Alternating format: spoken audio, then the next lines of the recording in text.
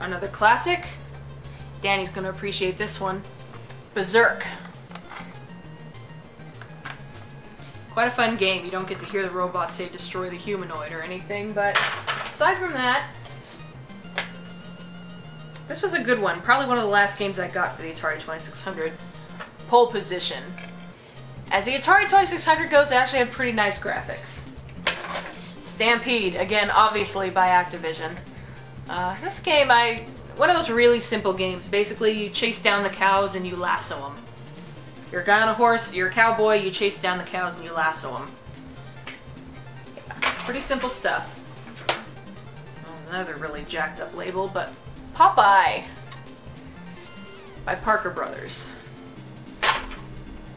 Okay, this is a Genesis game, Crusader of Senti. That belongs to Lee.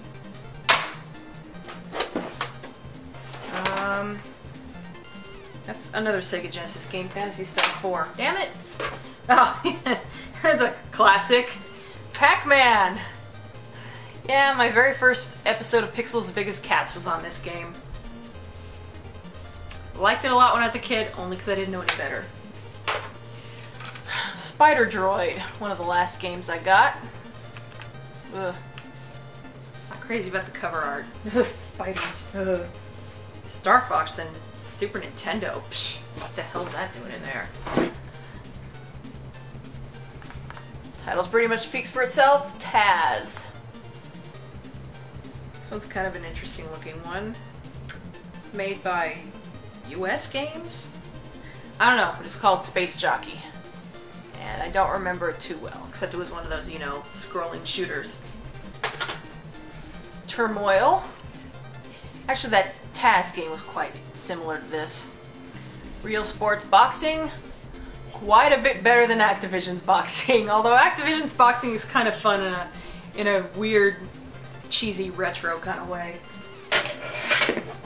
Ah, Night Driver.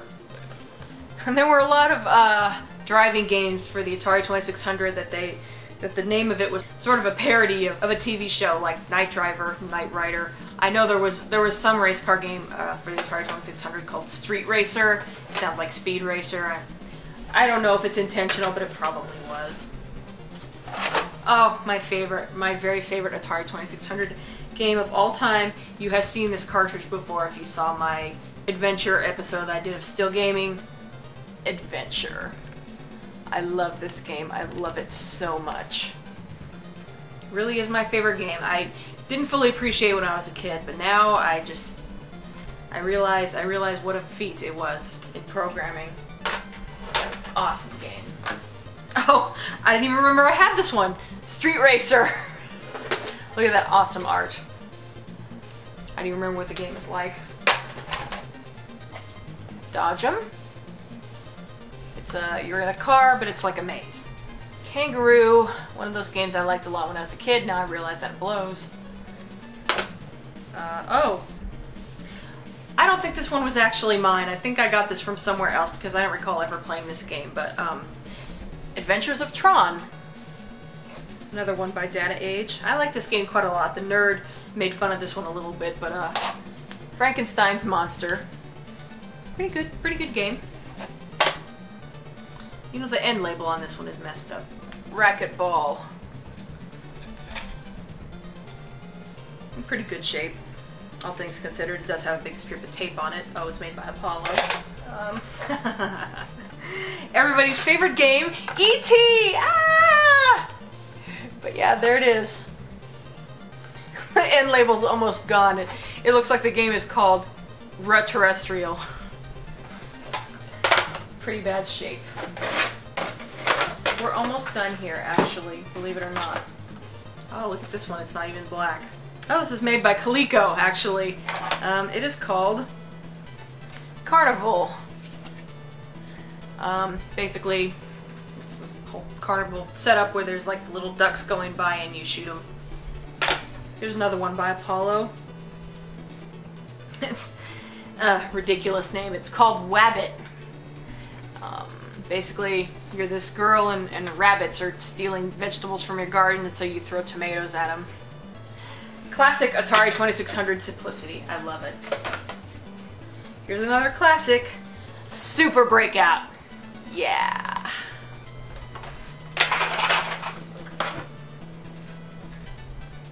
Another classic, Centipede. I played this game a lot when I was a kid.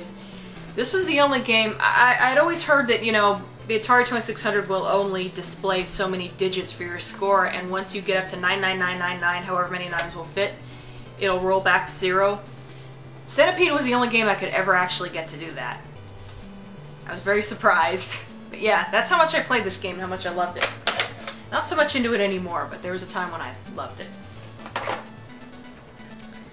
I don't remember this one too well, but Chopper Command by Activision. Activision was an awesome company in its day. They're not so great anymore, but they made some really good Atari 2600 games. Like, oh, I don't know, Pitfall? Yeah, classic. Good game. Do I have it? I don't seem to have it. Well, what was a really awesome Atari 2600 game that I used to have, apparently isn't in here anymore, is Pitfall 2. Just pretend I have it, I guess. I don't have Pitfall 2. Another jacked up end label, but it's a classic Defender. There's just enough of the end label left that you can read the name. A lot of my... I wonder if I must have sat and picked at the labels or something when I was a kid, because it's interesting how there's always, with a lot of these, there's just enough label left where you can read the name, so I wonder if I sat and obsessively picked at the labels or something. After a certain point I went, whoops, better stop, I'm not going to be able to read the game, and so I put tape over it. Circus Atari. We're almost done. Thank God, because I don't know how much longer my voice can hold out. This is put out by Telesys, whom I have never heard of. Cosmic Creeps. I was just reading, it's weird. There's a lot of information on the end label here, which is unusual. Usually they just have the game, but it has the name of the game, Cosmic Creeps, and on the top in really teeny letters it says, Label, Program, and Audiovisual, Copyright 1982. Okay, it's just copyright info. It's weird that all that's on the end label. And none of the copyright info is on the main label, just on the end label. It's for one player used with joystick controller. All that on the end label. Oh, here's the last one! Oh, I've got lithium batteries, probably for either for my Sega Saturn or for my VMUs, I don't remember. But, okay, here's the last game. Venture. Not to be confused with Adventure, although I'm sure it was meant to cash in on it. Pretty good game, as I recall. Not very good graphics, even for Atari 2600. I think your character looked like a big happy face, and it had a little dot indicating which direction it was aiming in, so you could shoot arrows, which were just little dots. But anyway, I forgot to count these, so I'm going to count them as I put them away. 1, 2, 3, 4, 5, 6, 7, 8, 9, 10, 11, 12, 13, 14, 15, 16, 17, 18, 19, 20, 21, 22, 23, 24, 25, 26, 27, 28, 29, 30, 31, 32, 34, 36, 38, 40, 42, 44, 46, 48, 50, 52, 54, 55. The rest of this is just crap that doesn't belong here. So, I lost count now. 55, that's 55 Atari 2600 games. I think at some point, I really do think this is most of the games that I ever had. I think there were a few missing. Like I said, I know Pitfall 2 wasn't in here, and there's probably others. I think I seem to recall counting 60 something at some point. I could be remembering wrong since obviously it was a long time ago. There you go. That's my Atari 2600 collection.